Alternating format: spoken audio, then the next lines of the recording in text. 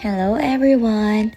A day in my life as a working mom here in Canada. Oh, di ba bongga? Ang lamig! Tingnan mo nga naman. Sinusubukan ng pagkakataon. Abay, ako hindi pa naka-winter shoes. Wow! Talaga naman. Pasukan na naman sa trabaho ng inyong ina. Nga pala, kasama ko yung mga kiddos sa paghatid kasi sila yung magpapagupit. So, diretso na sila doon. Ihahatid muna nila ako. Oh, diba? Pogi-pogi. Ang cute-cute. Talaga naman.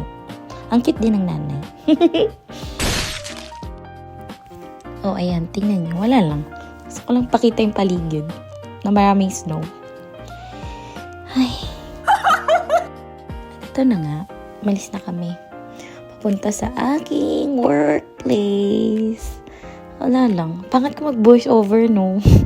Wala akong maisip. My God. Pag titignan mo yung snow, ang ganda niya, no? Lalo na pag nasa mga puno. Yung sa mga sanga ng puno, ang ganda niya tingnan. Pero, wag ka. Ang lamig talaga. O dahil 30 na. Natagos na sa butong lamig. Ayan na nga po. Ay, papunta na ng work. Parang sakit na ng ulo ko. Pa-work na eh. Here na at work. Nandito na sa locker room. Ready na sa aming shift. Bye! At ang bilis, break time ko na. Ayan, kumakain na mi. Gutom na mi. Pakit yan. Ang cute ng pimple mo, te. Kasi habang nagpapakwit ako dito sa aking video, may tumaan na aking co-work. Sabi niya, "You're so beautiful." Manahiya ang lola mo. Pero nag-thank you naman ako. Fast forward. At ayan, nasa bahay na ako. Ayan, sige, linisin mo. Ayan, hilurin mo. Sige. Ayan, hilurin mo lahat ng ginawa mo sa mukha mo kanina bago ako pumasok. O, diba? Papakapagod ako ilagay. Tapos lilinisin ko rin pag-uwi. Ang buhay yan. Tiis ganda. O, diba? O, tingnan mo. Sige, linisin mo yan bago ka matulog. Round 2. Aba, sige. Linisin mo ng linisin. Ano yun? Ah, plastic. Ayan, sige, linisin mo pa.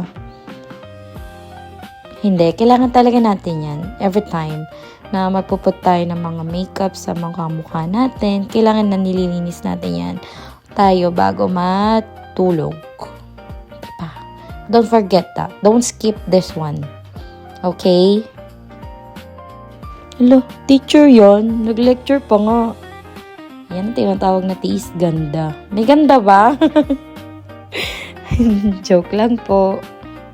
Ayan o, bidang-bidang acne ko dyan sa baba ako. Oh, one more pa daw. One more. Ayan.